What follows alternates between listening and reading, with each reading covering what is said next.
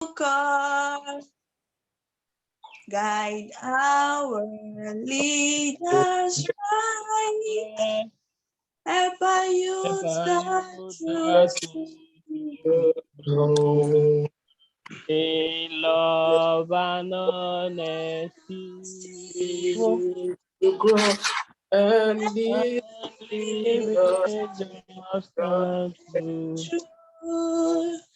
great lofty right to build a nation where peace and justice shall reign. Thank you very much. I forgot to tell you I'm the moderator of this event. And next on our agenda is introduction of participants and introductory remark by our own president and own national president of the NIAE student body. Please, can we jam our hands together for Comrade Adeyemo Stephen Bishop for the introduction of participants and introductory remarks? Okay, thank you, everyone. I hope you're all together. Yes, sir. Okay. Thank you very much. And firstly, I would like to say thank you to everyone that made it to this event.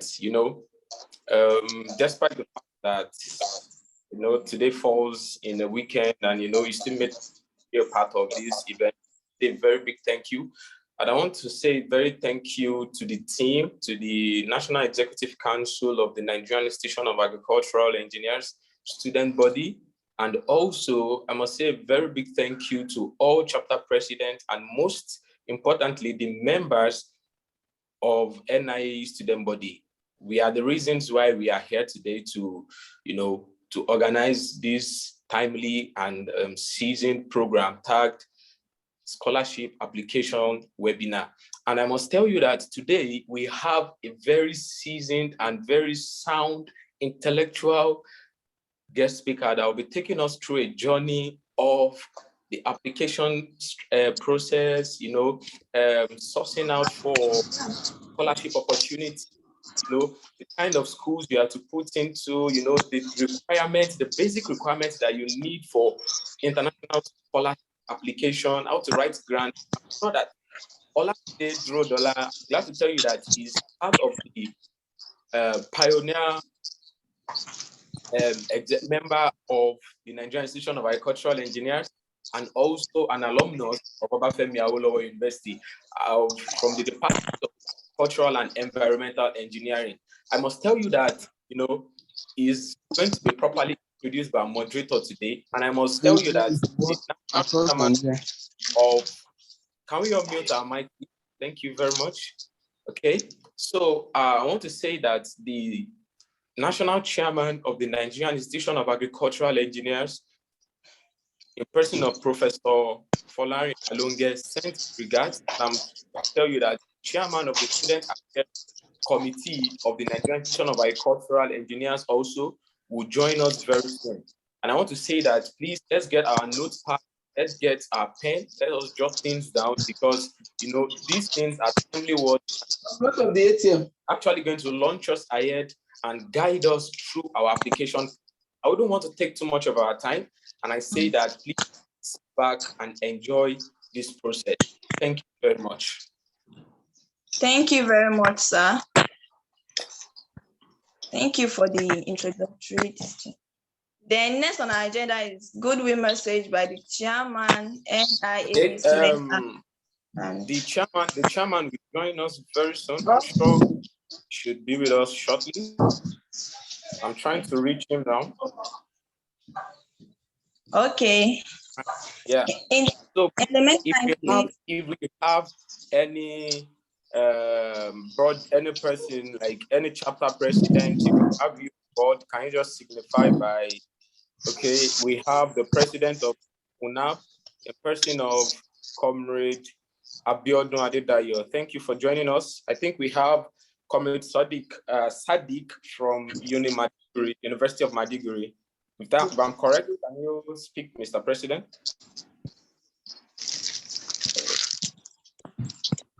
Okay. Okay. Please let us all mute our mics. Can we mute our mics, please? Thank you very much. Exactly. Thank you. Thank you very much. Elizabeth. Yes, sir. Okay. While we await the presence of the national chairman of the student affairs, can we just move on to the introduction and the citation of our facilitator for today? Okay.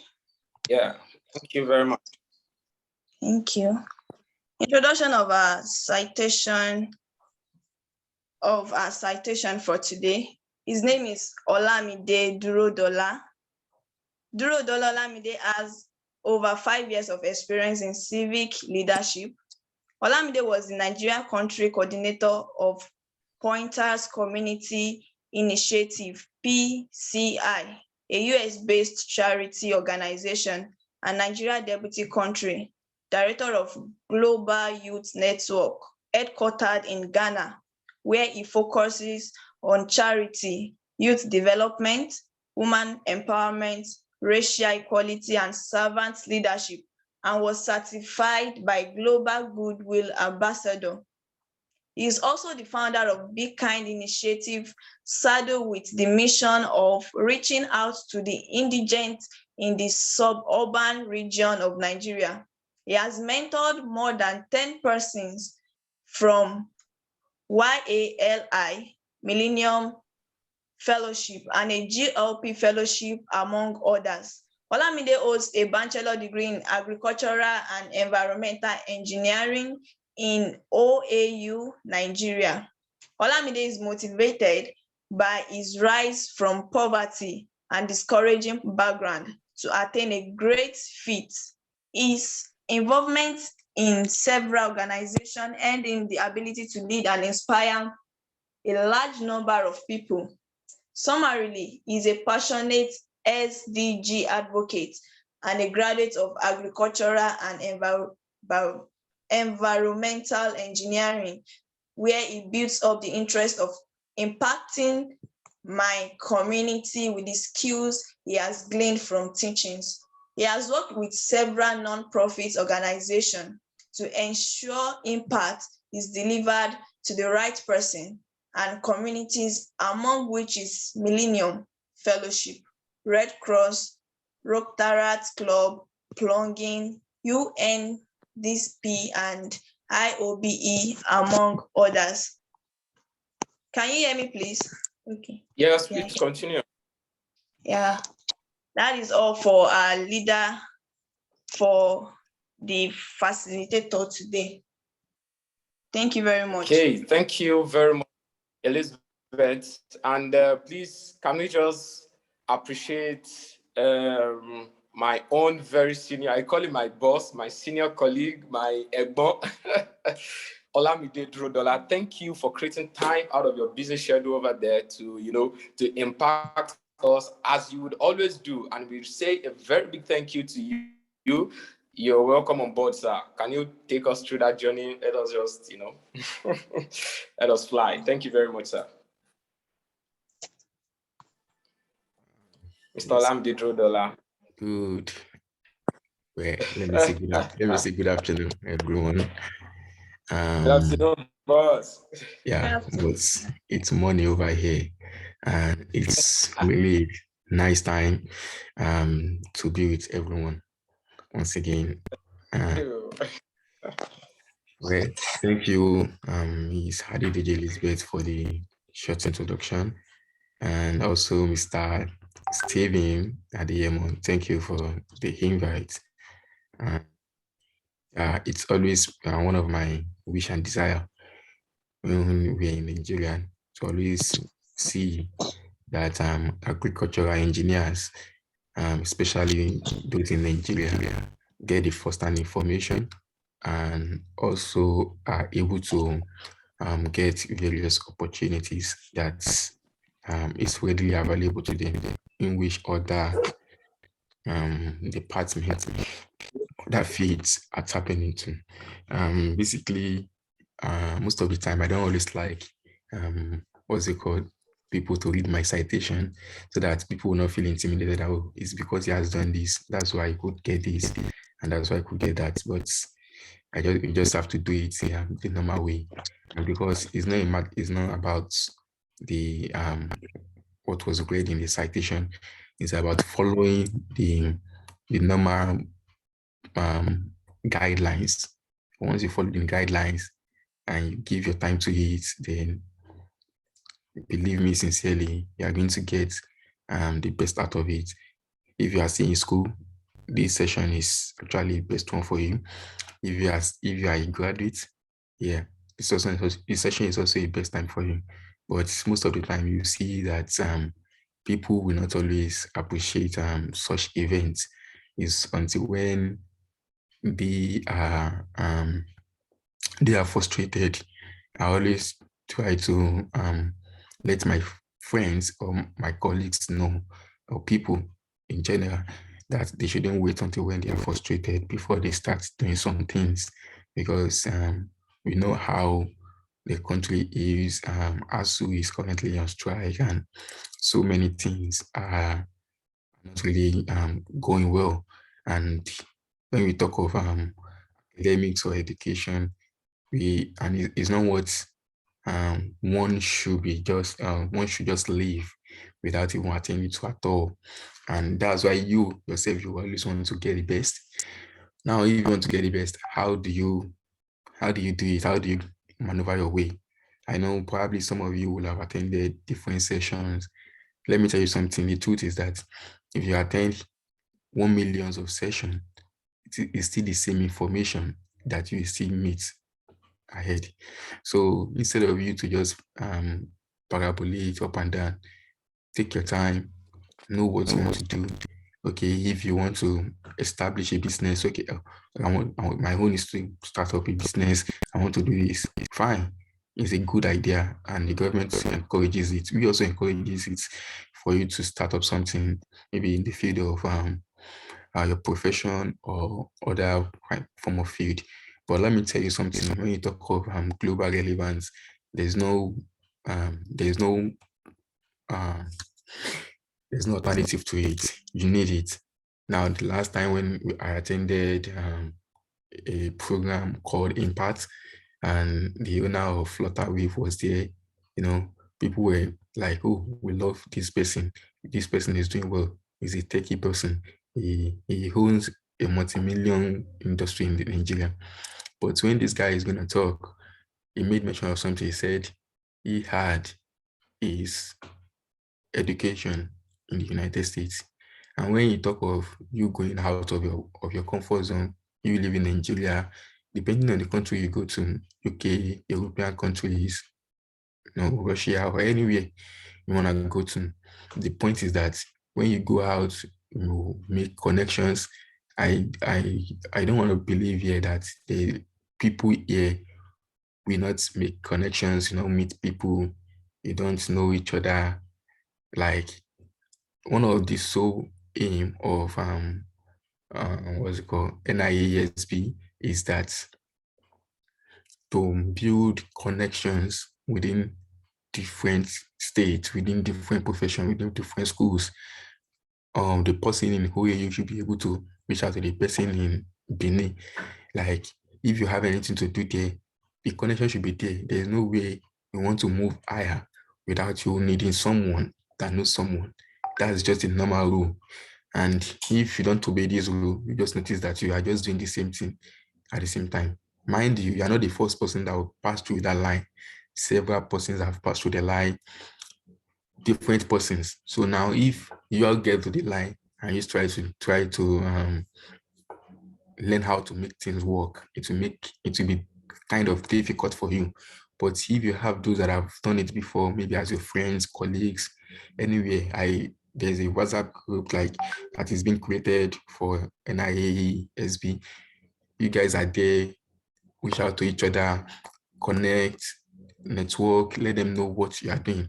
So now, no matter what you want to do, the aspect of global relevance academics is there. You want to have it. Either you need a job, or you want to start up a business, as I've said earlier on, or you want to even get a government appointment. Anything you want to do, you definitely need it. I could remember before leaving Nigeria, there's this private school. There's a private school that and they were trying to invite me then. I should come ahead and probably be the youth ambassador, stuff, blah, blah, stuff. When I just finished my school, even though when I still got the years, my message me that, hey, Olamide, your slot is still available anytime you're back to the country. And I was like, see this man. Yeah. But the point is that you definitely need connection. You need yourself. You don't want to say that, oh, because this person is from different tribe, I'm from different tribe, you're not going to do things together. It doesn't work like that. Maybe if you are doing particular research, or your final year project is on this, or the other person is having one idea or the other, you can collaborate, share ideas together, like write papers, publish paper. Is going to really help you a lot. And so let me quickly go straight. I believe that I've just tried to use all those ones to lay the foundation for you to know that you need all these things. It's very, very important. There's nothing you want to do. There's nothing you want to do without it. So I will share my screen. I have a kind of slide with basic information that you need, like tips. Yeah, I believe you can all see my screen. Yeah. Yes, no. Just need to confirm. Yes, we can see. Okay, thank you. Yeah. So now I tag these like tips to securing a postgraduate admission and scholarship for global relevance. See, you don't want to say, don't worry, I will take a bank account or what's it called, a statement of accounts after I get the admission to the embassy or to any form of, to the embassy, and tell them that, oh, I have a statement of accounts, I can fund myself. My dear, or my friend, the money is kind of much. You might want to try even if you have the money, you might want to try your luck if you will be able to get probably a scholarship. You can imagine you spending like close to maybe $67,000 on your academics. So, it's a large chunk of money. Whereas if you do your own work very well, you'll be able to secure it. And mind you, everything that you need is actually in this maybe 13 slides. If you follow it diligently, I can definitely assure you that you get out something. I'll also be stating some examples in the course of this session. Yes. So number one is that what are the requirements that you need? You need your certificate, statement of results, or attestation of degree. For some of you that you are still in maybe part 5, lower level, part 3, part 4, and you think like, okay, how can I do this? Like, I don't have certificate, I don't have all these things, then it doesn't, I'm not really bothered, or it does not really affect me. See, the best time you want to start your plan now is now. Once you don't start it now and you are waiting for like, okay, when I finish my NYSC, I will do it. When I finish this, I will do it. When you finish that, when they said that procrastination is a form of process of failure. So you don't want to procrastinate. There are some things you want to do. You want to involve yourself in some organizations. You want to involve yourself in some volunteering activities while you are still on campus. That's for those who are still on campus. You want to try to involve yourself in the what's it called, department affairs, like maybe like the executive body, or they have a fresh orientation, or they have a kind of what's it called, editorial board. All those things that they have. You want to try to take up a leading role at least to show that, okay, you can lead. Because now if you don't join all these organization, or you don't join all these form of activities, we won't know that you can do it.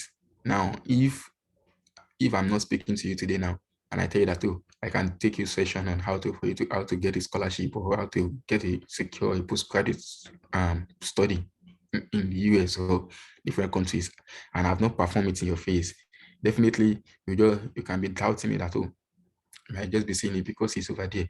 But now that I'm doing it, it gives you a kind of confidence that, oh, definitely you can handle such things. Do you understand? Now, if you don't involve yourself, if you don't do all these things, there's no way they will know that you can do it. So that's why you want to make use of the best time you have on campus. Going to school is not just for you to go to class, write assignments, and get a certificate. Going to school is more than that. Going to school is for you to meet up with guys. Like, you can sit down at the corner of your room now and enroll in online courses, and you get a certificate. In fact, they even call it a bachelor's degree for you. They will call it a master's degree for you. So now, what's now the difference between you and you that you are in physical school and the person that is in virtual school? There should be a difference. The difference is what you are able to do when you are there. The difference is who you are able to meet. Like, when you are there, it's not just about you going to school alone. And it's not that, oh, I just want to get my certificate, get a scholarship, and leave this country. Hey, it's more than that. You want to try to, as much as possible, let your lecturers know you, let your HOD know you, your course path advisor, your course instructor. It goes a long way. Now you need your certificate or statement of results. So now, if you are a fresh graduate and you don't have a certificate, don't worry, it does not matter. For instance, for me now, I've not presented my certificate right in the school where I am, but because I was just able to get all the certificates. I think it's yesterday now. Yeah, I was able to secure my certificate from Polytechnic to university. So I'll just be able to now to submit it, like to show them that, okay, this is my certificate. So if you don't have that, that's not a problem. So you are still in the save hand. But for statement of results, you might need your statement of results to showcase that that you are already a graduate. But mind you, if you don't have a statement of results, I think it's always pardon maybe up to a year for you to provide it. So which means that if you are still in part 5, it's still a good time for you to apply, like for you to try it out. So, and since that's the evidence to prove that you are a fresh graduate, now the next one is you need your academic transcripts. Without your transcript, there's no way you are going to. It's not possible. You might skip your certificate, but you can't skip your transcript. The transcript is very, very, very, very important.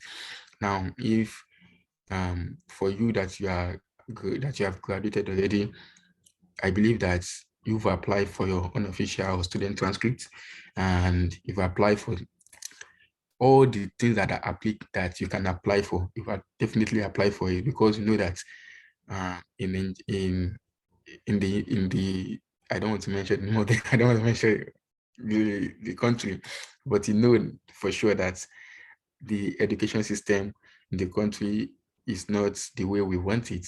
And you applying for something means that you have to wait for a very long time. I have someone like that they said, yeah, he was trying to get into a school, probably maybe it's in South Africa or one country like that. See, the guy has submitted his application since 2020.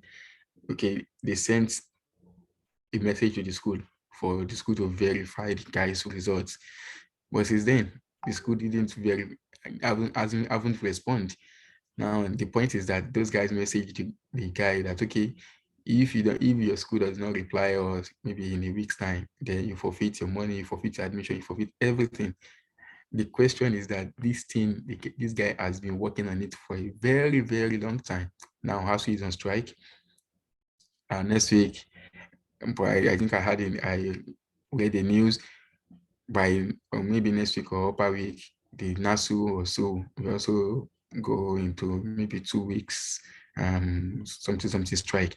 You know, all this information is not encouraging. So you want to quickly give your best shots. If it's just like you have a day to do all these things, quickly apply for it. It does not hurt for you to run through all those stress in a day. You want to get your English proficiency, you want to get this, you want to get like that recommendation, and you know that, okay, might not be able to see this person again. It's the best time you want to quickly do that. You don't want to just wait. So your transcript, if you are still in part 5, there will still be time for question and answer. Yeah, if you are in part 5, you can get your maybe like if you have a kind of e-portal. I know some schools have e-portal. You can Control P your e-portal on your system. It's going to save as PDF. So, and once you have probably your statement of results and your certificate is not ready, and you can try to edit it maybe with PDF on y.com or anything like that. PDF merger, merge your statement of results, put it at the number 1, then your transcript will follow. You can make use of that one as your own official transcript. And if you can't get that, you can get a kind of letter of maybe like attestation from your head of department, just to show that, okay, you've graduated, and you know, probably your certificate or result is written something like that. So those one, you just put it at the top of your you put it at the top of your transcript. The reason why I'm telling you this is that was what I used. I didn't apply for an official transcript. It might work for me, it might not work for you. But I'm just telling you that if you are still in that aspect and you're waiting for, my transcript is not ready, don't wait for transcripts. If there's other way, other alternative, try to look into it. Try to use other alternative. Don't just wait like, okay, you're waiting for just one thing, and that has been what has been delaying you. You don't want to do that. Basically, next one is a statement of purpose or letter of motivation. They can name it different, they can tag it differently, but it all stays centered as the same goal. It shows that, okay, why are you interested in this course? Why do you think that, okay, you getting a master's degree will help your career path? Why do you think you coming over here will help the economy of our country? And how is it going to impact your country? What is it going to do for you? Now, the statement of purpose, you want to tell them of yourself, what motivates you. Basically, let me give you this example, but maybe I should give you 2 examples. What I use for my another one. I have a friend like that. When she was young, her mom died in her hand, and now when her mom died in her hand, she felt like, oh, I know how to give maybe PCR or first aid to this woman. Maybe she wouldn't have died in her hand. So that actually informed her that, okay, she's going to go for nursing so that such events won't repeat itself again, and she'll be able to save, especially anyone that falls in the same category in the future. Now that's the motivation. That's what is driving you towards that aspect. That's you picking that course. It's not that you are just maybe because they tell you that, oh, Lamide is in USA and he's in this school, you quickly want to go to the school website and apply to the department too. You see, it doesn't work like that. If it's in my work, but believe me, that's not how it works. If you want admission, they will give you admission. But where is the funding? Then you have to put in your best into it.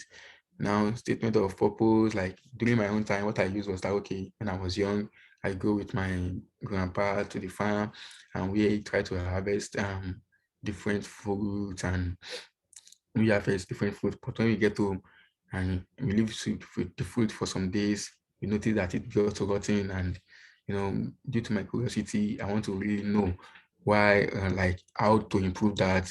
So that informed me, that informed my decision of going for agricultural engineering degree, because I want to solve the problem of food spoilage. Also, I put it there that, okay, in terms of renewable energy, I developed a skill. I was selected as one of the 17 SDG finalists across Nigeria. So all those things are what they will look into. They share informations for you, like, okay, this information I've tried to apply for this fund, try to apply for this grant. You don't just take it seriously. Maybe you've even done a course in your class and there's a grant you can get, and you think like, oh, that grant, that name grant is too much. Come on, stop it. The name grant is not too much. Before coming down to the US, at least I was able to secure a grant like that. And how was I able to secure it? It was through what were being taught in class, how to convert waste into gas. And I was able to get that. When I was writing my SOP, I put it there. I got a grant. That's what we want to know. So that's how statement of purpose work. So the next one is okay, I think I've made mention of this. Sorry for the repetition. So in your English proficiency, some schools will let me even say most schools will ask for English proficiency, and it's always advisable for you to write either in GRE, TOEFL, Duolingo, yeah, and probably any other form of English language testing or IELTS. Also, I mean, GRE is not English proficiency test. TOEFL, IELTS, and Duolingo, depending on the one that your school is taking. And the school might actually waive it for you. So they might ask for you to provide English language proficiency certificate from your school. It's very, very easy for you to get. Just go to your Senate, your school Senate, and ask them that, okay, you want to get English language proficiency. These are one of the things you want to get upon graduation. Once you are graduating, you want to get your statement of results, you want to make sure you want to get your certificate, you want to make sure you get English language proficiency. If there's any form of certificate the school is giving and you probably overheard it, you want to make sure you get it. You don't want to go back there and start begging someone, you have to bring this and before you can get this and this, and they start frustrating you. Once you can quickly get all these things, you want to get it on time. So you can use English proficiency. So if the school is waiving the TOEFL and IELTS for you, then that's good. You want to submit your English language proficiency. I think for OAU then I think probably is for like 2,500 or 3,000. Imagine you making use of English language proficiency and you writing TOEFL or IELTS, which is close to like maybe like 150 or 200,000 naira, 30,000 to 20,000 naira. You know, that's a huge lot of differences. So you want to give it your best shot. Some schools will accept this. And mind you, English is our lingua franca in Nigeria.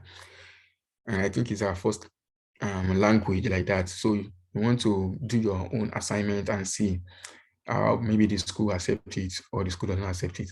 Now, even if you are given a TA, you know, we have different TA, RA, GA and stuff like that. If you have a TA, you won't have choice than to write the English proficiency test because you'll be teaching the students. You'll be taking them some courses, maybe like serving as teaching assistant for some lecturers. So they want to make sure that your English is good enough. But if you are just a graduate assistantship or research assistantship, you might not need that. English language proficiency is actually easy for you, like just to go on with. The next one. Okay, I didn't make mention of GRE here. GRE is graduate record examination. Most schools will definitely require you to provide your GRE. What did they use GRE for? They use GRE for what's it called? Like just to test your ability. Okay, you said you graduated with 2-1. Does the 2-1 really shows your ability? Does it show your quantitative reasoning, verbal reasoning, and different logic reasoning? Also, if you say you finish with a first class, are we sure that you really finish with a first class? Does it really show your ability? If you say you finish with 2-2 and you want to prove it to us with your GRE, do you think that like, okay, if you say, okay, because of one mistake or because you are being done because of this or that, does it mean that what's it called? 2-2 you get does not show your ability? Can you prove it for us? That's why they definitely need GRE.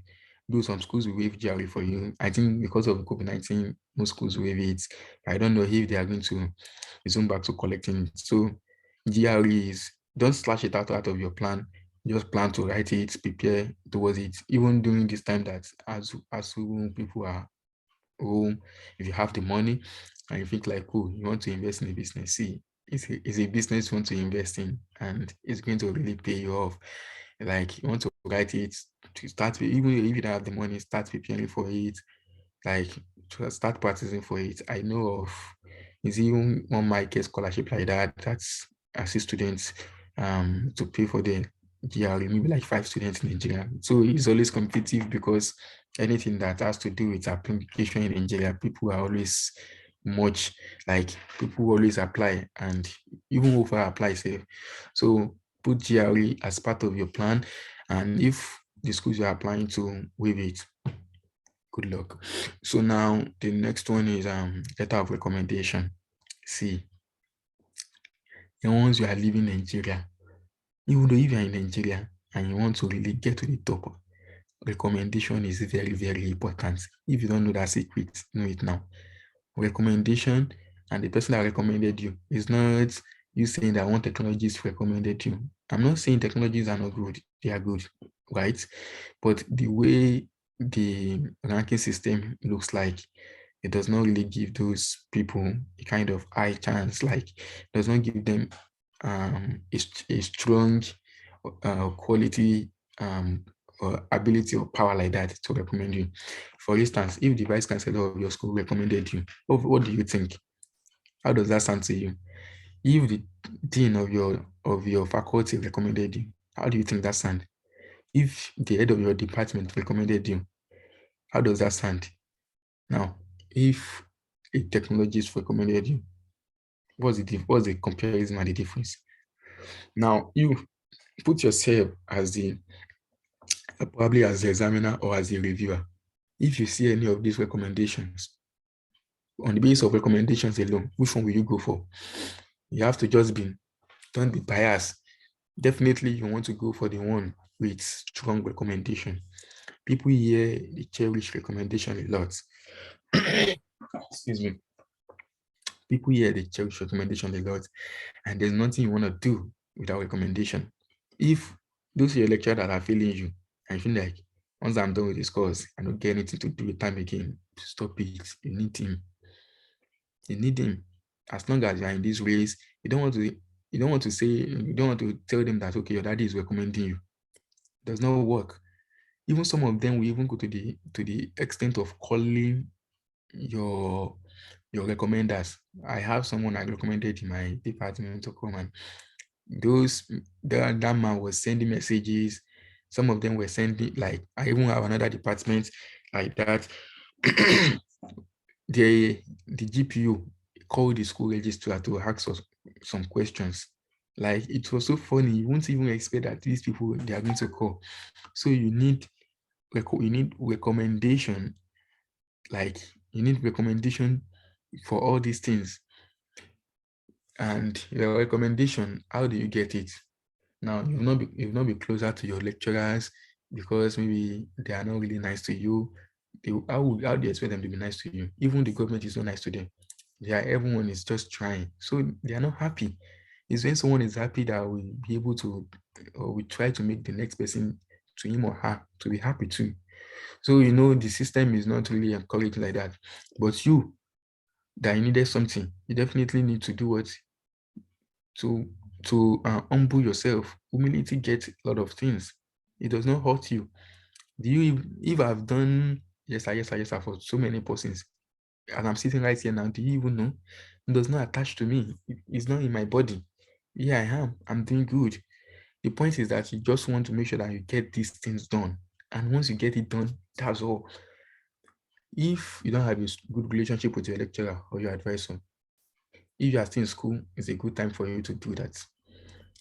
If you don't have good relationship when you are in school and now you are a graduate, don't worry. It's still not bad. You can still build it up. Now, for those in school, I want to build up a good relationship with your lecturer during this hassle break. Send them probably text message or email. Some of you don't even have your lecturer's number with you. That's fine, no problem. Your classwork will definitely have it. put it on your class group or message your class directly. Please, can you send me the HOD's number? Can you send me so person's number? Send them a message. Let them know that, oh, hello, sir, I appreciate what you've done for us. Like, I hope you are coping well during this ASU strike. There's no way you will get back to school and probably you keep sending the message maybe like once in 2 weeks. Oh, just to check up on you. It will register even to the subconscious of that person. When the person sees you next, it's like, are you not so person? Oh, you are Opeyemi. You messaged me the last time, right? There is a way it works. But you didn't message me. I don't know you. Even in the class, you sit in the middle. Even those people at the back, they always know the people at the back and the people at the front. Because people at the back are always noisemaker. They will always know them. Even noisemakers self, they are relevant than you that you are sitting in the middle. You are hiding your face. You don't want to do that. Let them know you. Send them messages. And if you've graduated and you think like, oh, how can I still make it? Send a kind of like appreciation messages to them. Try to first build up your relationship. Try to strengthen your relationship. And maybe like after like 1 or 2 months, just show it to them that, okay, you like to pursue your graduate school and you like you to recommend me or stuff like that. They will do it because there is no one, no matter how the person looks hard, they will definitely do it. Believe me. Yeah. So let me quickly move to the next session. The next one is you getting the supervisor. So many persons will tell you that, see, don't worry, you don't really need the supervisor, don't really need this. My own advice for you is that you need a supervisor or advisor. If you know you don't want to go through all these general scholarship that people apply for, even people with PhD will even apply for all those DAD scholarship, MasterCard, this and that. You don't want to jump into the pool, you that you are just coming out, or you don't want to do that. Now, what's your best choice? You reach out to advisor. How do you reach out to advisor? It's very simple. I think I have different resources that have made mention of how you can reach out to advisor, how you can search them, those people that have funding. Even if the department asks you not to reach out to advisor, please reach out to them. Let me give you this scenario. The school asks you not to reach out to advisor. I don't know any name. No one has reached out to me before. I don't have anyone. Maybe I'm kind of examiner or reviewer. And let me say Elizabeth reached out to me and she was telling me, okay, I want to work in your lab. She's working in the area of artificial intelligence. She has done this before. She has gone for this conference. She partnered with people building robotics. They're able to get that done. Even though if I'm not recruiting, I don't have funding, but I'm on the seats of people that want to grade, like that want to review application. When I see the application and probably like 5% are tied, like all of you have the same score, what will I do? And okay, I see the names and I was like, no matter what happens, the relationship, the fact that Elizabeth messaged me that she has done this and she has done that will make me to do what? To give her a kind of high priority. It's normal. It's not that I'm doing a job, but it makes me feel like, okay, I know something about Elizabeth that other doesn't know. I know something about her that I don't know about others. What of their curriculum activities, even if the CV doesn't show it or if the CV shows it, but she has been able to reach out to me. It means that she has a kind of communication skills that is kind of better compared to others. She has done her assignment for her to know that I'm working in the area of artificial intelligence. Definitely, what I would like to do, I will just in my own opinion, I will definitely go for Elizabeth. And if they ask me that why, I say, can't you see her CV? She's this, and she has worked on this, she has worked on that. Let's just go for her. And that's how things work. And in all levels, even I don't know how most of you get your admissions. It works most of the time. Maybe we have maybe like 30 students that have the same score, and we want to give like maybe 10 admission. How were they able to arrive at that 10? Do you know? You need to network. Someone that knows someone that knows someone that knows someone. It's just normal. You don't even come and tell me that it's like corruption.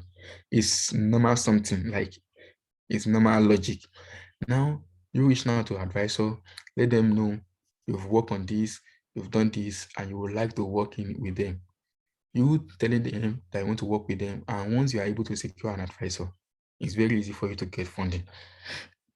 That's where your hourly will come from. Maybe research assistants, you want to work with the advisor. The man will pay for your school fees. It's going to pay part of your health insurance. I'm talking from the aspect of US now. It's going to pay your monthly stipend to live, pay for your house, to feed, and at least to have some little change in your pockets. It does not work for USA like that. It does not work only for USA like that. I have a friend that got to is it South Korea, maybe like last month or last 2 months. This guy, we were both in the lab together in OAU. When he finished his NYC and he saw me in school, I was like, oh, he always call me Ogami. He say, Ogami, what are you doing in school? I said, see, I'm trying to see if I can get research paper just to publish and to ensure that I got scholarship. He said, then definitely I'm coming to join you. When this guy also finished his NYC, he got a job like of 100K, like as an entry level. And I told him that, oh, Samuel, why don't you go?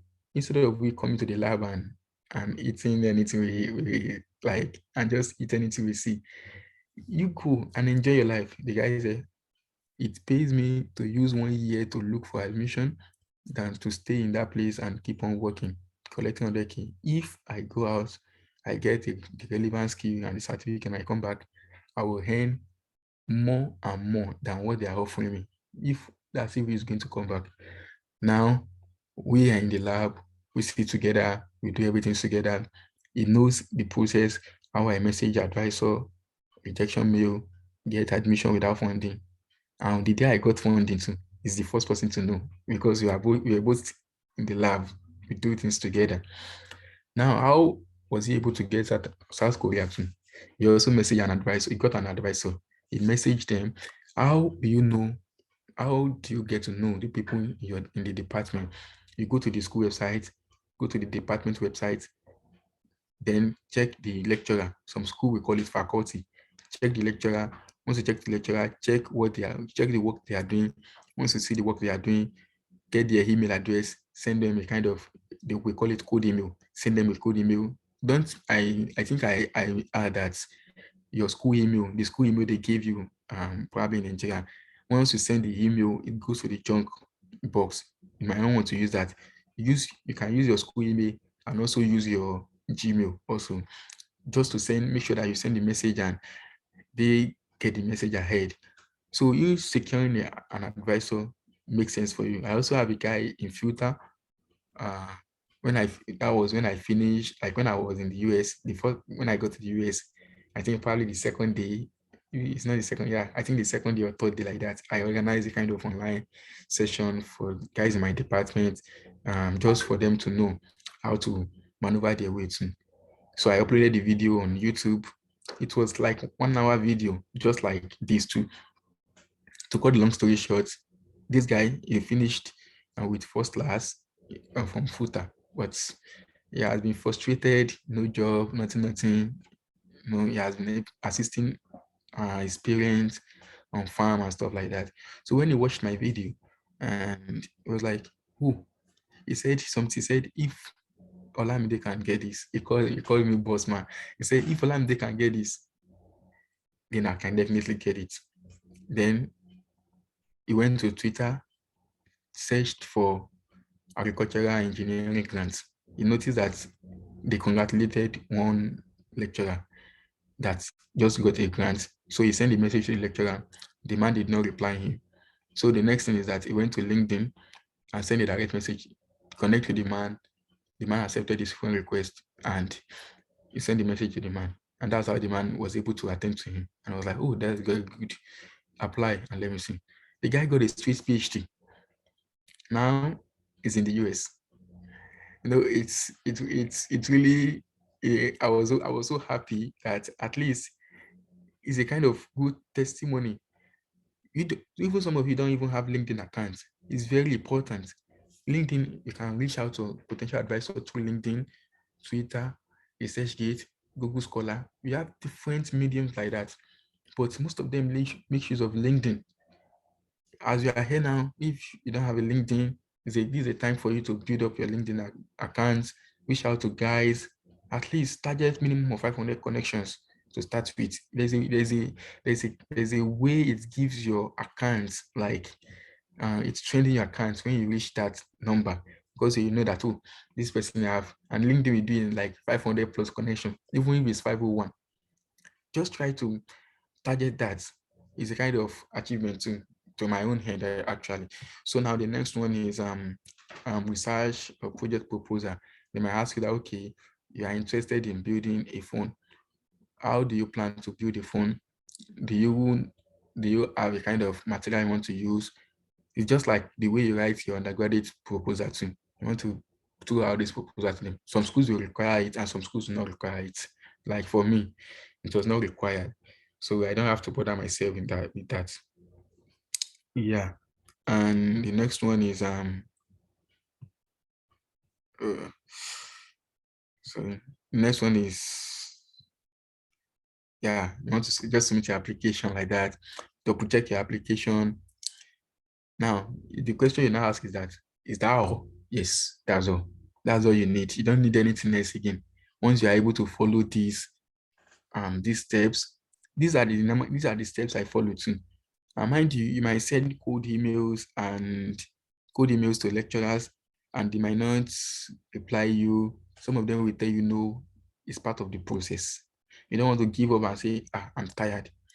I have people that message me that, hey, hello, Mr. Lamide, I think I'm tired. I will tell you, if you are tired, then go and rest.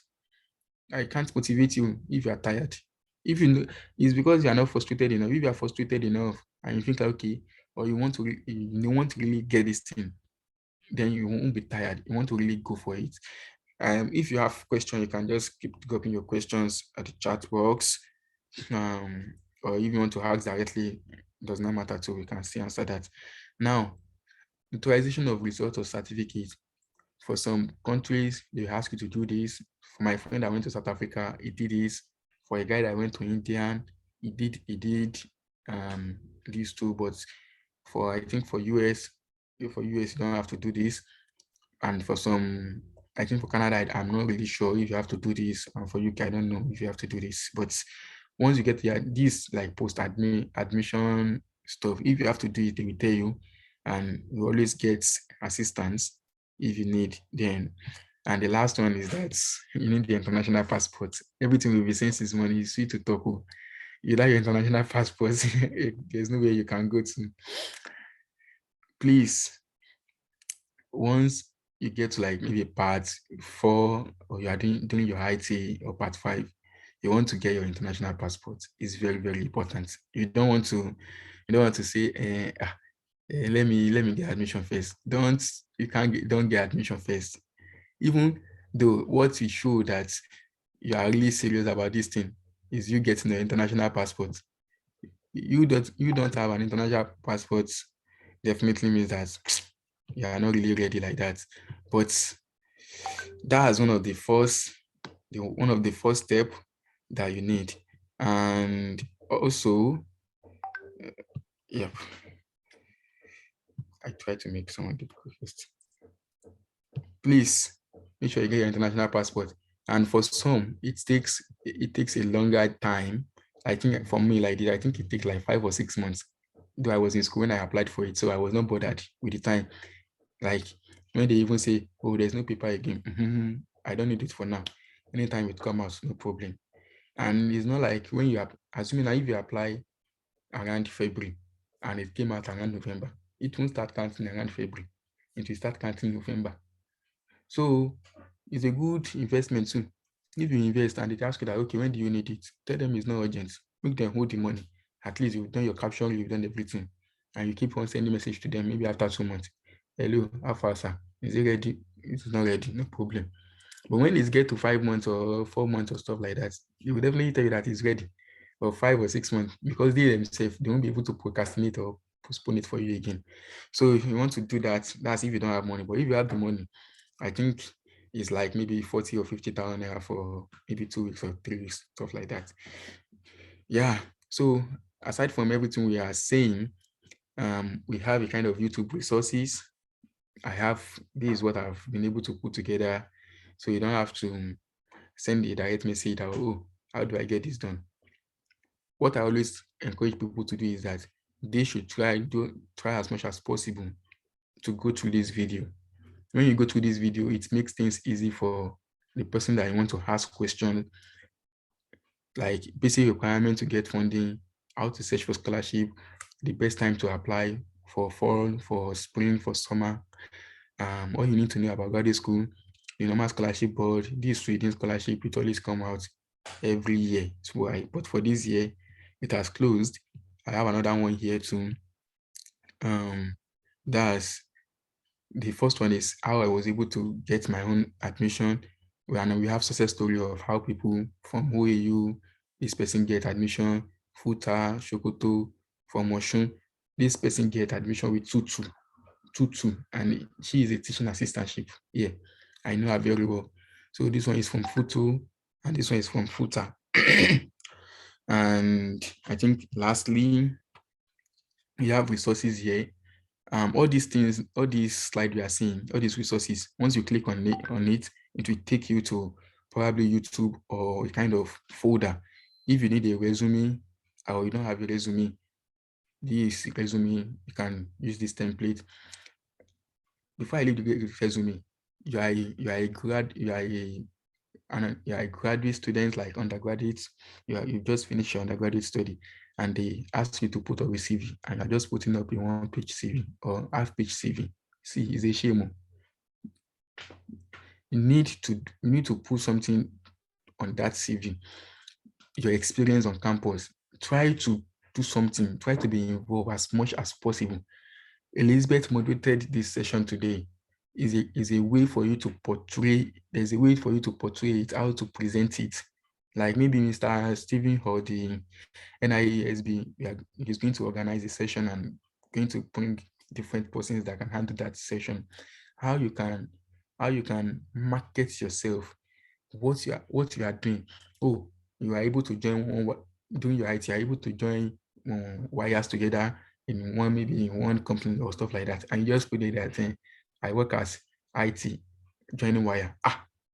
That's all. You don't want to put it like that. So you want to like mesmerize it, put source in it, you want to put life in it. So you need that CV.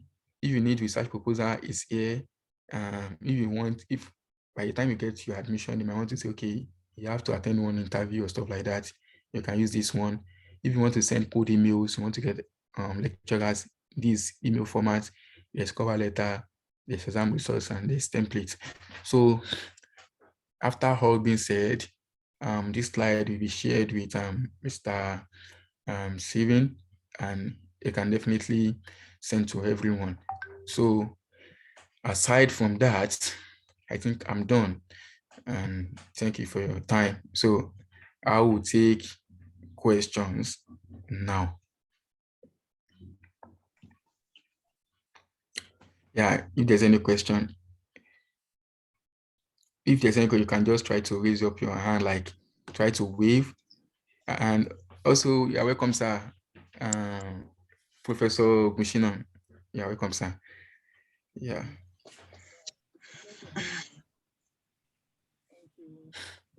You're welcome, sir. Thank you so much. It's been a wonderful time listening to you. I'm sorry I joined late. I've been engaged downtown with some other assignments. So I think I'm able to catch up something very much. So do you want me to just give a short presentation now, or you want to take questions first? No, it's fine. Because of your time, you can go ahead and I'll take the question later. I want to welcome all members of the Nigerian Institution of Engineers Student Body. I think it's one of the first initiatives that this kind of association is out to promote. And the initiative goes beyond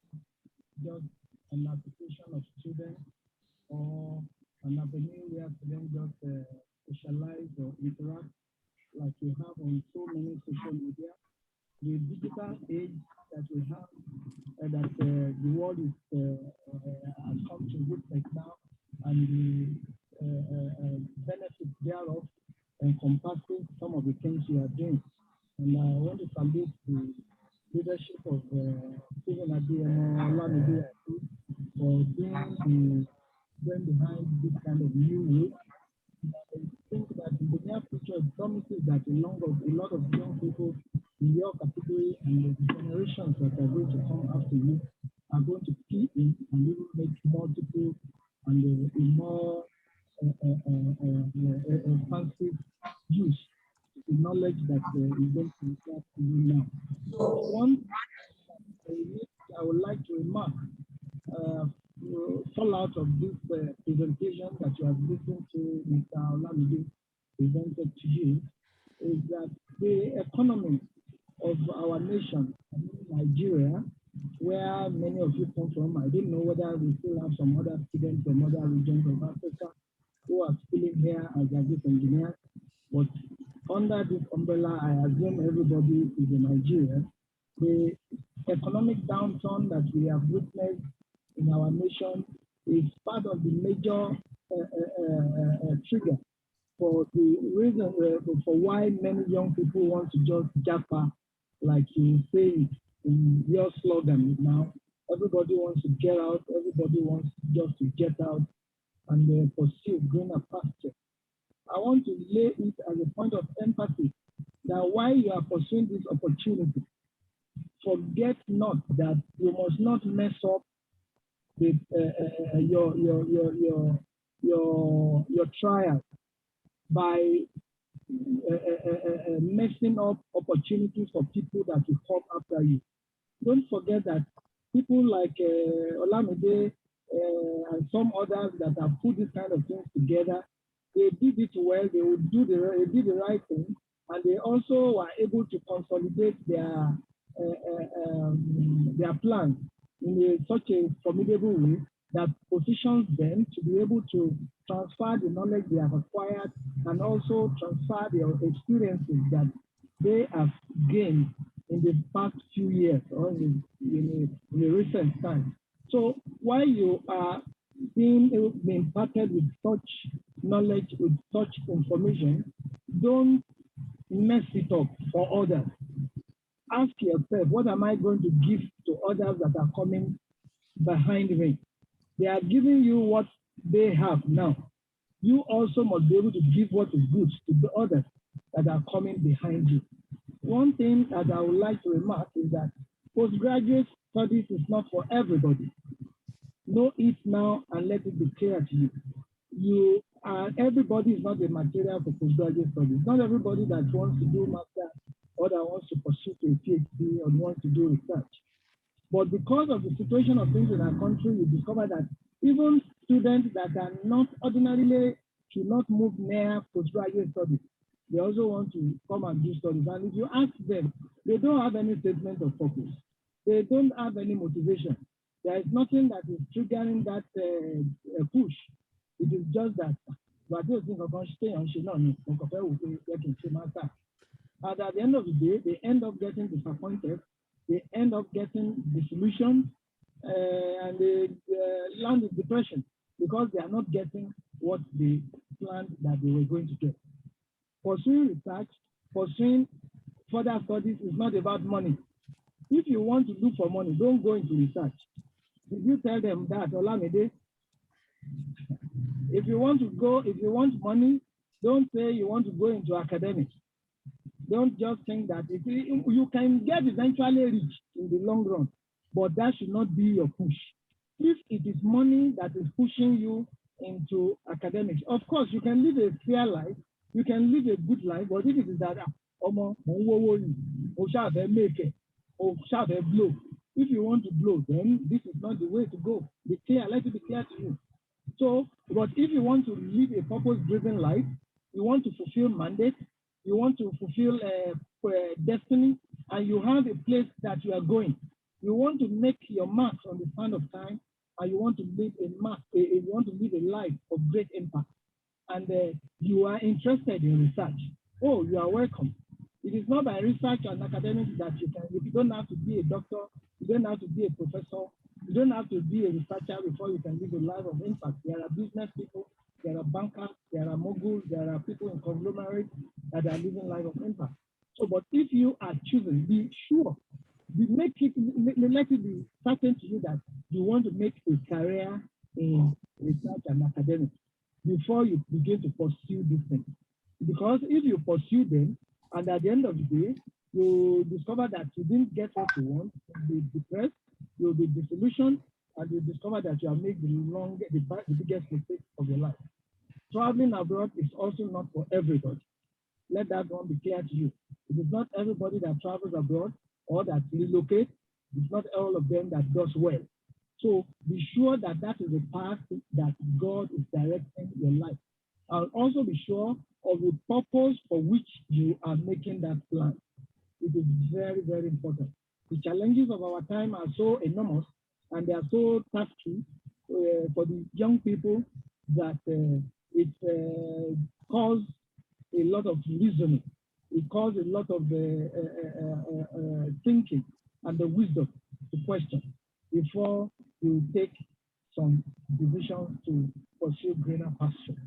I want to wish all of you well, as many as have pursued greener pasture in the pathway of academics and research and have gotten it right. I wish you all the best and I welcome you to a new world. So for those of you who are aspiring to launch into such terrain, I am sounding this note of warning. Be sure that this is the pathway that you want to venture into. And if you are sure, then I welcome you all as a newborn baby. And as much as I've given myself into this kind of initiative, I'm always ready to give a push, to always encourage, and to always motivate, inspire, and ignite a passion inside every young person that wants to get up there in this line that I have told, and I have no regret for it. I want to thank you all, and I want to wish you well. Have a very wonderful deliberation. Thank you. Thank you very much, sir. We appreciate, sir. Yeah, thank you for making out time for us. Despite your tight and busy schedule, sir, we really say very big thank you, sir, for the kind words and words of wisdom, as you've always done for us, sir. We say thank you, sir, and we wish you a journey message to your destination, sir. Thank you, sir. Thank you. So have a very good day. Yes, I sir. want to take, because I'm on a journey, I have to pass by the road, sir. Thank you. Okay. All right, sir. Who is the moderator? I can see a lady moderating. I'm impressed. The ladies are joining us in the profession. What's your name? Elizabeth, sir. Elizabeth, where are you? Which university? Federal University of Technology, Mina, Niger State, sir. You are a final year or part 4 or part 3 student? 400 level, sir. That's very good. Sunday is there. Dr. Yes, sir. Shima used to be there. And yes, sir. There's also one other lady in that department. I've forgotten her name. So I wish you all the best. Thank you very much, sir. Thank you, sir. Thank you. So, Mr. Lamide, bye-bye. Have a good day. All right, thank you so much, sir. I wish you a safe journey. Celebrate you, sir. Okay, it's like we have question. We start with we have 3 persons that are raising up their hand. We start with Aidu. Aidu Dennis. Can you unmute yourself? Okay. Good afternoon. Good afternoon. Yeah, my name is Dennis. Presently, I am actually master student at Federal University of Technology, Mina. My first degree was at ABU Zaria, Agricultural Engineering. So I would, on this note, want to actually appreciate you for what you're doing. Right, enjoying the section. Actually, this is what I actually look forward to doing when I get to leave Nigeria, because I have come to understand that it is actually hard for agric engineering students to actually secure a job in Nigeria, because the placement is actually not there most of the times in Nigeria for our course. So it is actually a nice meetup like this for us to have access to resources like this. So my question is going to be on this note. So last year, I attended the virtual meeting for this particular school you're in. And I think in one of the breakout sessions, there was a professor that talked about having funding for a particular PhD offer in our lab. So I connected to her, she replied me, and then she was ready to actually take me for a straight PhD. But then there was the last question she asked, and then it was as regards water modeling, water quality and water modeling. And then knowing myself that I didn't have the experience of water quality and water modeling, it was something I could actually learn. But then I actually had to tell her that I wasn't having that experience because she had explained to me that she needed that particular role in her lab. And then she wasn't needed a person that actually wants to come and learn, but then has the experience to help her finish up a project she's on presently. So I would want to ask, and then this is my question directly now. For universities in the US, like the area that you got, which is the best option to do when you don't secure an advisor? Is it still a go ahead to actually apply for admission into that school, knowing that sometimes you might be lucky and then you'll be given application waiver, or then you might not be? Is it that compulsory? Over the year, I've seen the part that they said it's best. Actually, it's actually the best to secure a PI, okay, supervisor before you actually apply for admission, because he will be able to vouch for you and all of that, and then put you on his lab and then say I can go with you. But then if I am not getting a response for a supervisor, should I use the option of applying for straight PhD or still apply for a master's? I don't know if you get my question. Okay, I got your question, because it's people always have it in mind that, okay, when they apply for straight PhD, there's always funding. Yeah, I also have same issue too. When I was applying, most schools were telling me that they only fund PhD, they don't fund masters, and it was so depressing. And to the extent that I made up my mind that, okay, I'm going to apply for PhD next time. I will be submitting my application. But fortunately, the last one I sent out worked for me. And in that case, some schools will tell you not to message advisor. For some schools here in Auburn, some of them will tell you not to message advisor. I think for chemical engineering, they throw it open. I have friends in industrial engineering, they never message any advisor. We have friends in civil engineering, no advisor. I have friends in mechanical, no advisor. They just submit the applications. And once they notice that the application stand out, the lecturer will reach out to you and we see if you fit in. But for most departments, it doesn't work like that. For instance, for my department like this, though for most of the graduate students that are there, virtually 90 something% of everyone secure an advisor before they start coming. But for departments that they always give TA, any department that will always give TA, you might not have to message advisor. But for my department, we don't really have TA like that. Most of the work is always research. We don't have most students that take our course. But it's normal for Nigeria too, because different departments won't take your course as prerequisites. Do you understand? But for TA is teaching assistantship. How is research assistantship? Someone is asking that. And so now for TA, it's like teaching, as the name stands. You just be taking undergraduate courses, taking lab, as you always go to the lab. That's how it works out. And for Howley, it's research assistantship. You'll be working on a particular research, just as you are working on your final year project during undergraduate. So that's how you'll be working on a particular research for someone. So my advice is that, Mr. Dennis, if the department you are looking into does not really require you to secure an advisor, and you probably notice that the rate of acceptance in the department is high, then you want to go for PhD. And also, if the department is waiving application fee, is what you want to try, you want to give it your best shots. You understand? So I always say something that there's no point in giving up. There's no point in not submitting your application. You are not on the losing side. If it works, fine. If it does not work, you move on. So you want to just want to give it your shot. But before you pay the application fee, you want to be sure that that it's worth it, that you want to get the best ROI of your investment. Yes, Yeah. yes, yes. And All I would right. want to say something fast before I left. Okay. Okay, like what I did was I actually started, I knew about the scholarship route when I was serving in 2020. And Okay. then I've been seeking for it. I've been getting a lot of admissions without funding. But then one of the things I actually did was I said instead of leaving my CV vacant for 2021 and then 2022, I enrolled myself in a master's in Nigeria for the same option I want to further my study for abroad. So like it's going to be a fast advice to other ones. In as much as it is not forthcoming, you don't give up and then you don't stay idle. Either internship or anything, we should get ourselves engaged in so that when it comes, why I actually went for a master's was because I needed a very good recommender because the ones I was getting from far back at my school were not giving me their best. That's why I took the risks of continuing. And then I know that one of these days is going to pay off. So thank you very much. Yeah, thank you for that advice.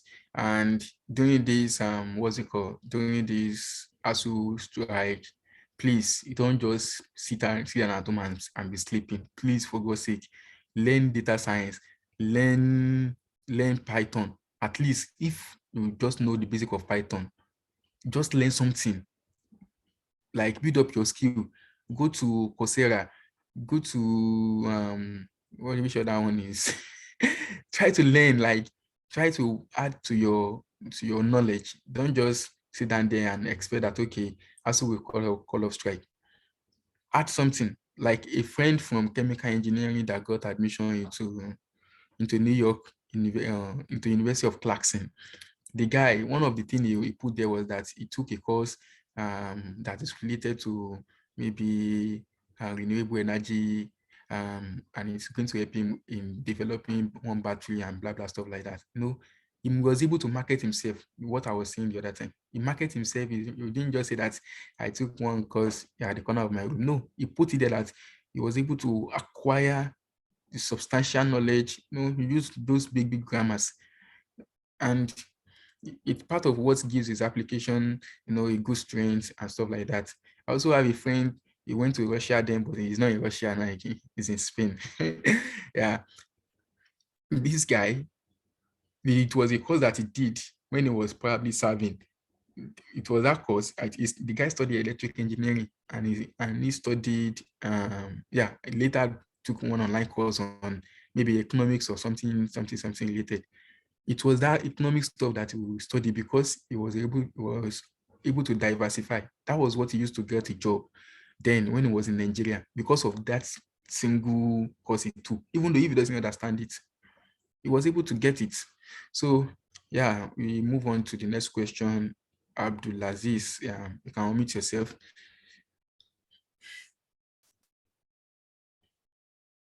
Abdulaziz, can you unmute yourself? Okay, let's move to Abdul Rahim.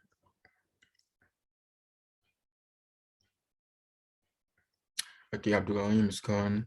Yeah, please, the moderator, can you try to check the charts, like if you have any question that is related?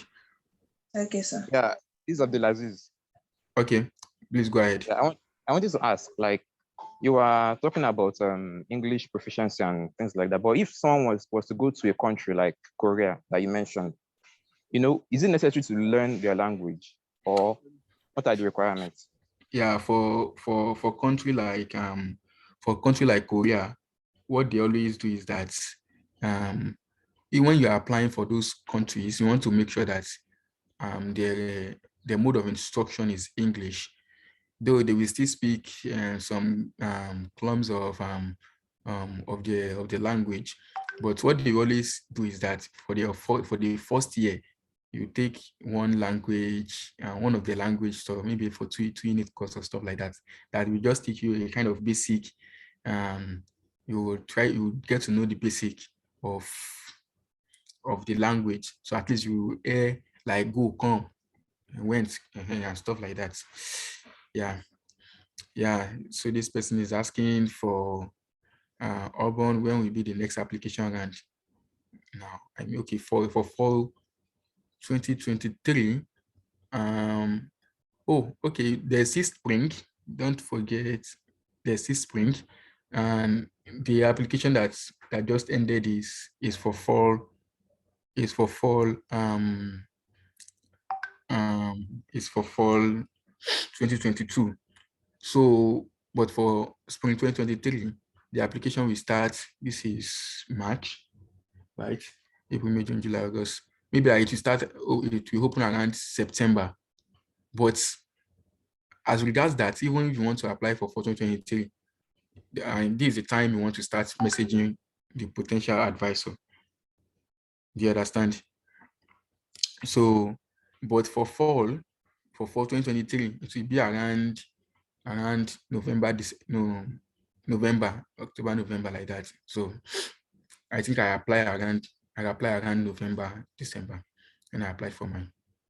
Yeah. Okay. Adura, you can unmute yourself.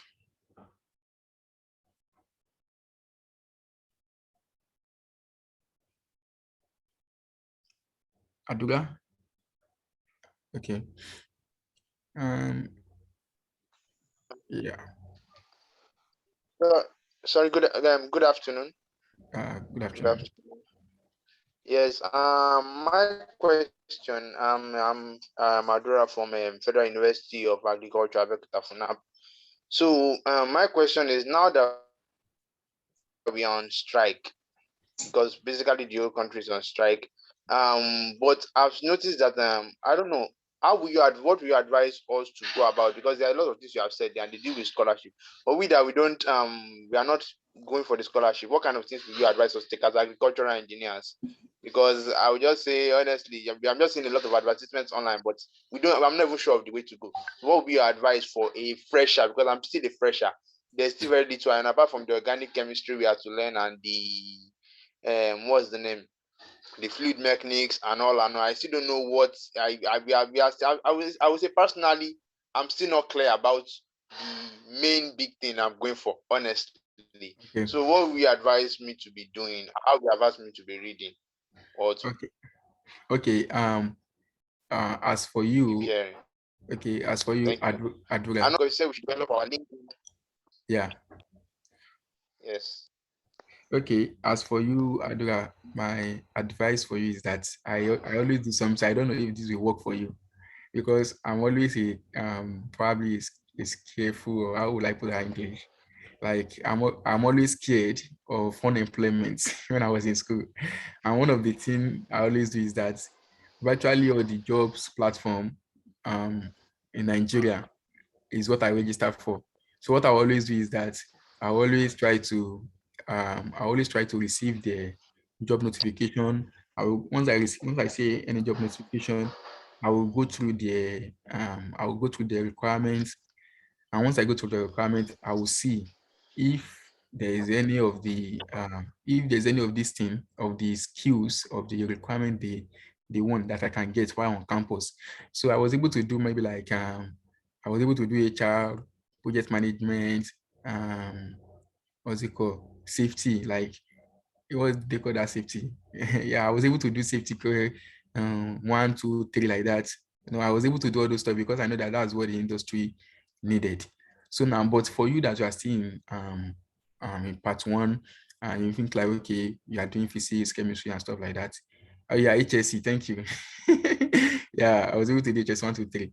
So for you that you are still in school, like fresher, I would advise, like, if there's any way you can learn the kind of coding skills, like just be able to develop your coding skills.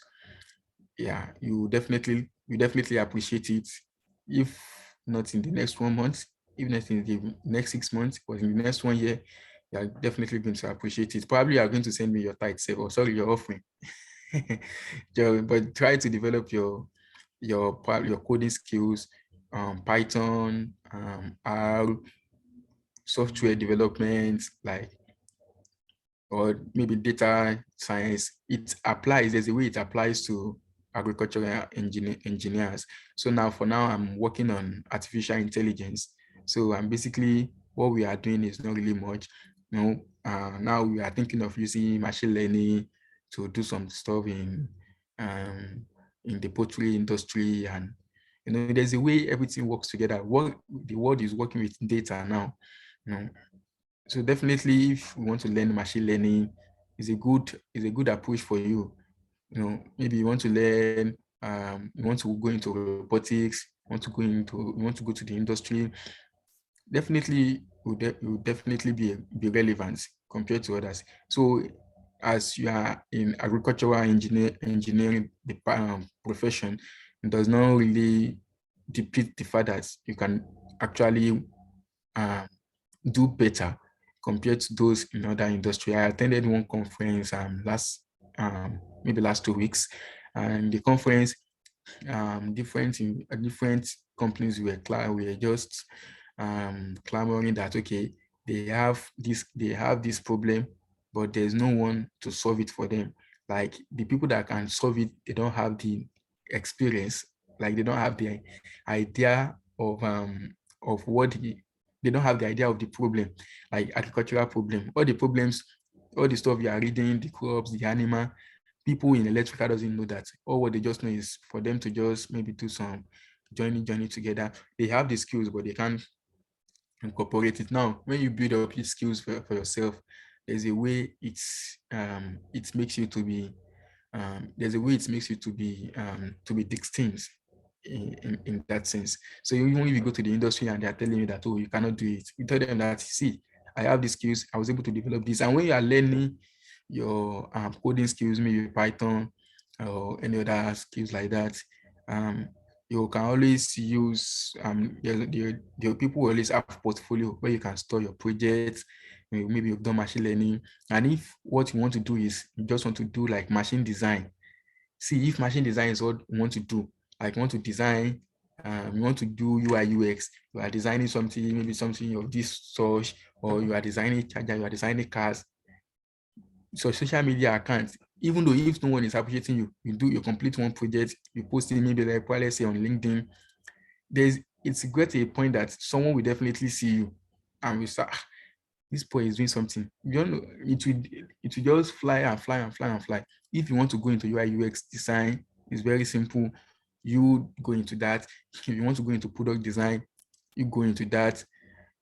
If you want to maybe you want to go into animation, or you want to go into what do you call this thing? You just use your AutoCAD to do it. Like it went off. Like there's a way it works. Like you want to build up a machine, I want to see how it works, and all those stuff. You can definitely develop the skills, and within the time you are home, by the time you just get to school, you notice that you would definitely know where you want to go to. So it's the best time for you to develop that. And those are the skills that the industry needs. It's not your certificate that the industry needs. What can you do? Anytime when I finished the class, Professor, I think, is it Professor Gushino's class or one professor's class like that, I asked the lecturer that now that you are done with your class, what do you think we've learned in the class? And everyone was like, looking at me, and I asked the whole class that now that we are done with our final classes, what have you learned? What can you do? Because that's the question that always scares me. At times I will sit and I will ask myself that, Olamide, what can you do? What can you bring to the industry? What can you bring to the table? If you can't bring any to the table, then why should we employ you? That's a question. Like for instance, I was with the dean of the graduate school because I was elected as a senator for the graduate school. Yeah, and when the first thing the dean we asked me was that, okay, before we start any meeting, can I know you? Like, just tell me more about yourself. So it was a nice time for me to show him that this man, it's the person sitting in front of you. It's not just anyone. So definitely you want to get a good skill. Don't just rely on that certificate. What can you do? Ask yourself. Now you are a graduate, what can you do? You are in part one. By the time you are graduating, what can you do? A company will not hire any liability.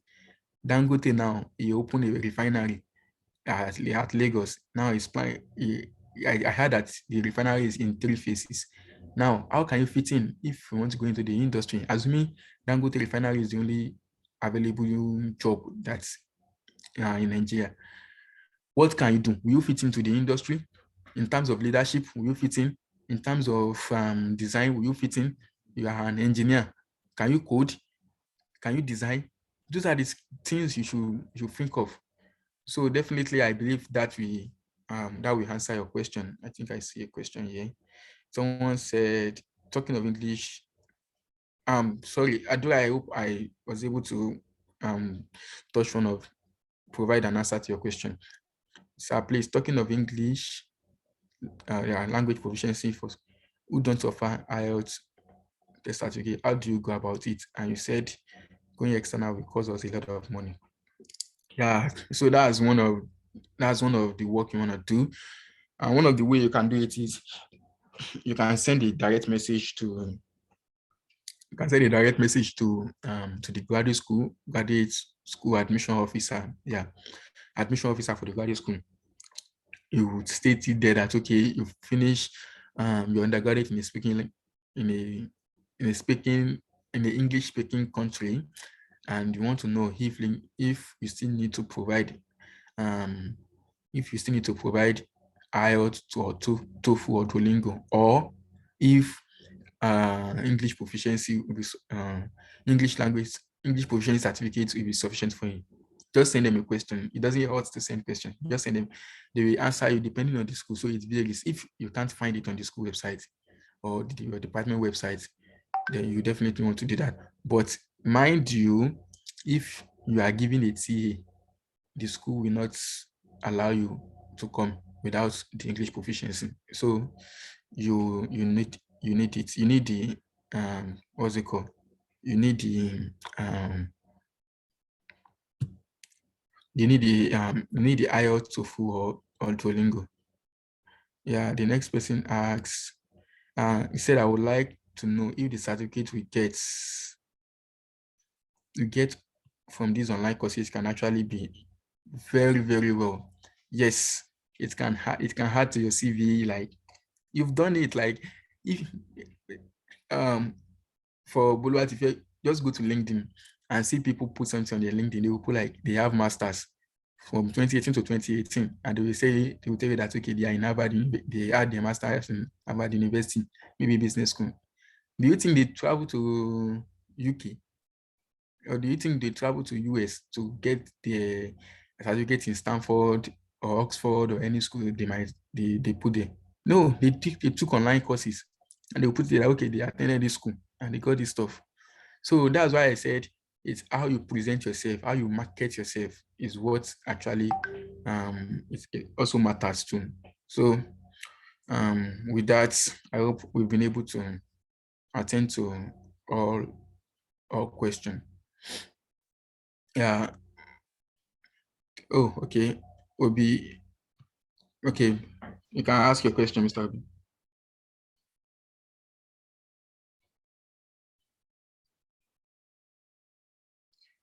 Yeah. Please unmute yourself. We can't hear you. Unmute yourself. Okay. Good afternoon. Good afternoon. Yeah. What I wanted to ask a question. Yeah, I just graduated. Yeah, from agric engineering from Enugu State University. So my question is like this: when you're applying for maybe jobs and all the rest, I see most jobs this in application they will tell you mechanical engineering. They don't even mention agric engineering itself.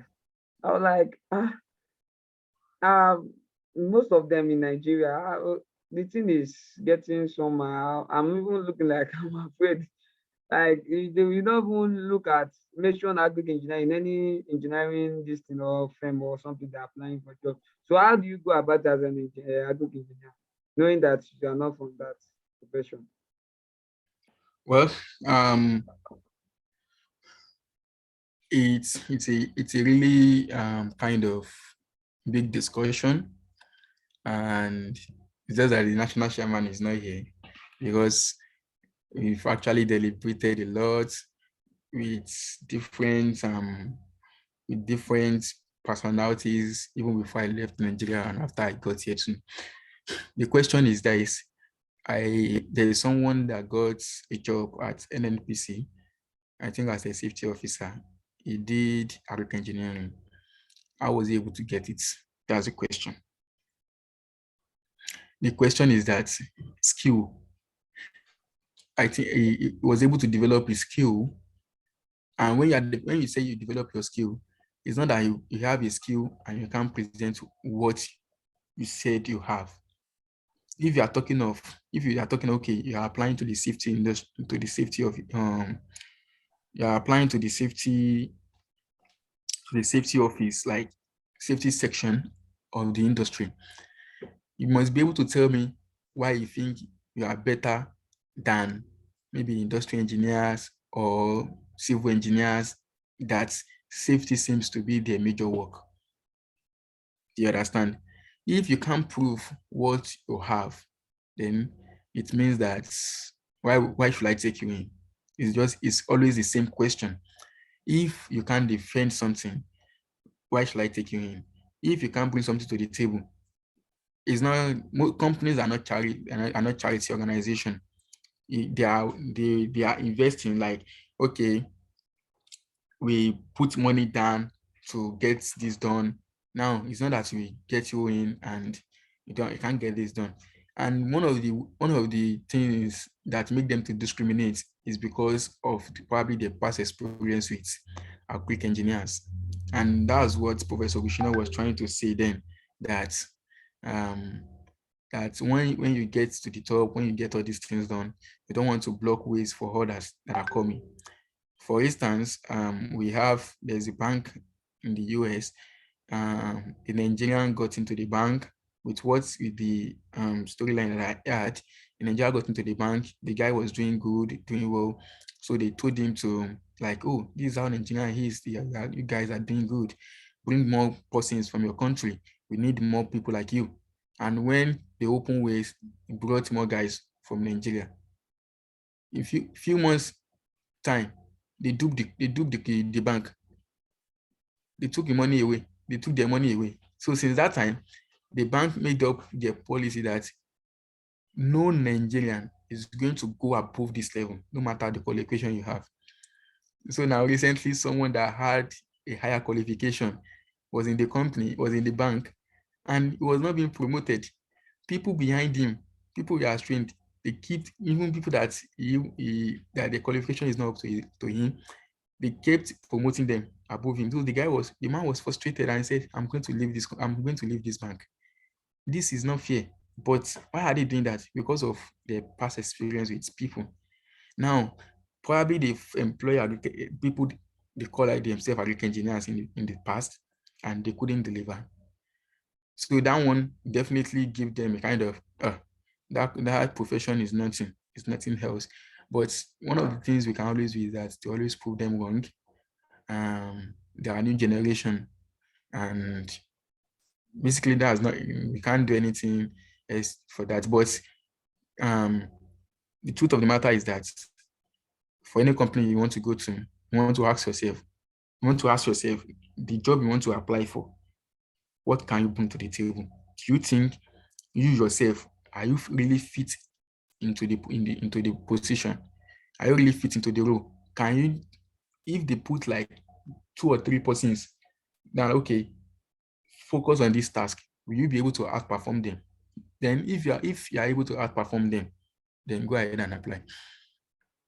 But if you know that maybe they will just teach us, it's not that they will just teach us. If once you are doubting your mind, then you know that, and that's how you will know that, okay, then you have to keep on working in that aspect of yourself. Like you have to develop your strengths, maybe in terms of communication, in terms of this, and in terms of your interests. So basically, that's my major advice. And it does not apply to Mr. Obi alone. It applies to everyone. So that's why I was saying that during this time, try to develop the skills that is very relevant. So basically, yeah, that's just all.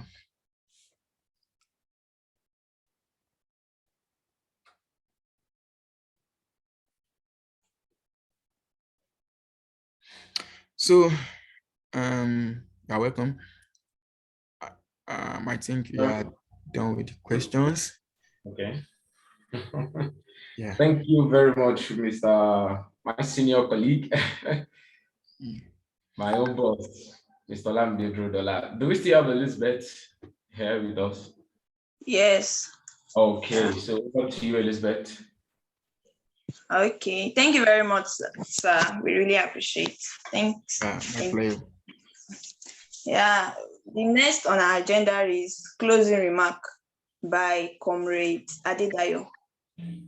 Comrade Adedayo, can you please unmute your speaker, please?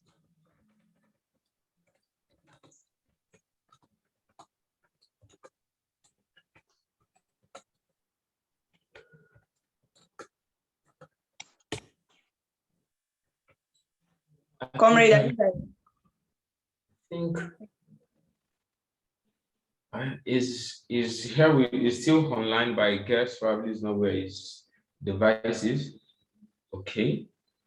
All right. Okay. So once again, before the arrival of let's say arrival of the president of FUNAB and also the director for programs and training, I think we have him on board now. Okay. Yeah. Okay. Good afternoon, everybody. Good afternoon, sir. Can everybody hear me? Yes, you can. You can. I can. Okay. All right. It has actually been a privilege to have us on board. And I'll be taking this closing remark. And I want to appreciate our facilitator first for the time he has devoted to teach us, to help us get better, to help us know better on how to apply for scholarships. And also to the national president, we say a very big thank you for having us. We thank you for the progress that Niaesb is, the form that Niaesb is taking recently. We see that you are doing a very good job, and we really appreciate. So all has been said. We've had our facilitator talk to us. I believe that we've jotted one or two things, and the recordings of this meeting will be posted very soon to our various WhatsApp groups. And please, okay, our facilitator has said earlier that he's going to drop the presentation slide. Please, we want that. If that is not too much, please, we want that. So we are very grateful for everybody that really participated in this. It's an honor to have everybody on board. And also the Executive Council, we really thank you all. Then presidents that are available, present are around, we really appreciate you. And we would also like you to encourage your students. Let's take me, for example. I'm not really impressed that my students are not really here, but I'll work better. I'll see how I can do better to have this and to have our students present, because our monthly webinars like this will be happening. This is part of the forms that the National Executive Council is working on. So these are monthly webinars are not just to be attended by just a few students. We should have thousands of students across Nigeria, and it's very bad that only 30 of us. I think we had a peak of about 33 participants. So please, to chapter presidents, I want to urge us all to encourage our students to participate in these webinars, because they will definitely benefit from this kind of programs. Me, I've actually benefited a lot from this program. So please let us encourage chapter presidents to encourage their students to participate in these programs. And once again, I want to thank our facilitator. He has actually done a very good job. He has broken it down to us piece by piece, step by step, precept on the precept. So please, as this webinar is, as it has happened, let us take it to good use. Let us make sure we take, we use the best of it for our own selves. We should not just attend for attending sake. We should make sure that we implement all of these things in our daily life activities. some of my chapter students, they actually do not really participate in this kind of things until you have to like pester them. It's very good that the moderator has actually said something about us participating in activities in the school. Please, do not just let us go through school and go through our classes alone. Let the school pass through you, so as much as you are passing through the school, so that we can have this our certificate, we can have a lot of certificates. My sister was asking me how many certificates I've been given this past semester that I've been president. And I was just telling her that, come, it is my participation, and I'm doing all of these things for myself and for the environment. So please, let us try as much as possible to take this webinars to good use. And Comrade Stephen, we appreciate you a lot. Thank you very much. Thank you very much. Yes, I really appreciate it. Thank you very much. I can see that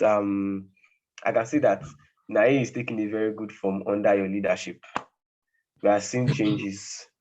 Yes, we are seeing changes. So we are very grateful. We don't want to see this end. We want to see it get better. We want to see progress in Nae. Yes, I know it's something that you're capable of doing. You are a very capable president. Yes. Miss Elizabeth also. Miss Elizabeth, I would also like to appreciate you. Like Professor Ogunjirin has actually said, it's very nice to have the female members of the association join us in stuff like this. Thank you very much. We are grateful for having you around. We are grateful for moderating this program. And also, Professor Ogunjirin in absentia, he's doing well for us. He's doing well for us. We really appreciate him. He has been our father. He has been our counselor, our guardian, and everything. So, Comrade Bishop, Comrade Adeyemo Stephen, please. Okay. We want you to help us extend our greetings to him.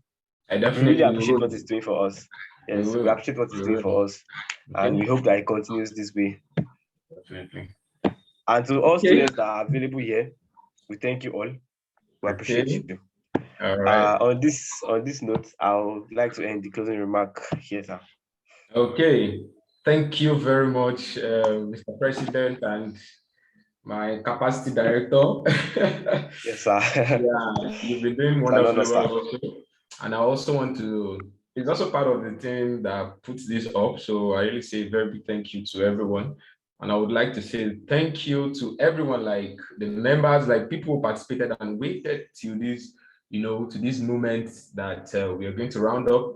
We've not exceeded our time. We're on time actually. And I want to thank everyone for joining as early as they could. So I would like to encourage us, my president has said a lot, and I would like to reiterate some commitment of NIAE to us. I just want to let us know that we are on a journey, and I'm glad to tell you that we are taking our steps one after the other.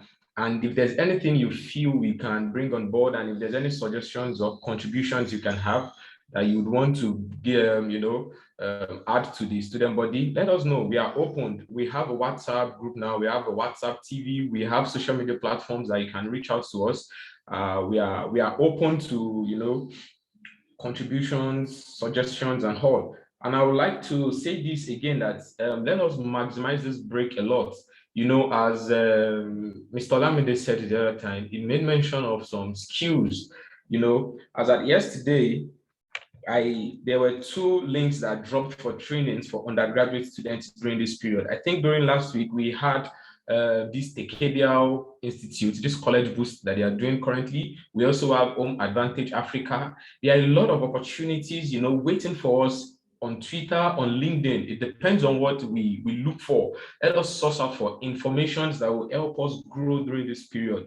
We should be able to point towards this 2-month break that, okay, it was during this ASU strike, I achieved this, I was able to do this.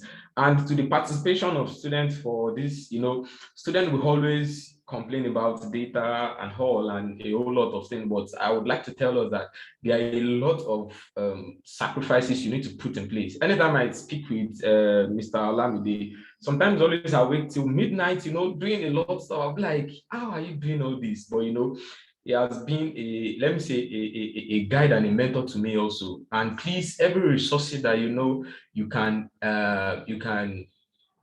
put in place to get this break a fruitful one and a productive one for you, please get on board. Get it done. This period, don't let it waste. Even if you're in 100 level, irrespective of the level you are in, there are a lot of things you can do. And I believe that agricultural engineering students are innovative and intellectual minds. We have a lot of innovative guys, intellectual minds, and please let us put it out to the world that we are best at what we do. Thank you very much. I want to say a very big thank you. The national chairman of NIAE could not make it to this meeting. He's always with us. Definitely, I can tell you that Niaesb is we are attaining a higher ground. And with that, we can't do it alone. We need your support. We need your cooperation. So we say we love you from the National Executive Council of NIAE, the Council of Presidents and members. We say thank you very much. We love to see more of you. Thank you for waiting to this moment. We appreciate you a lot. Do have a wonderful evening and enjoy your weekend. Thank you very much. Elizabeth, over to you.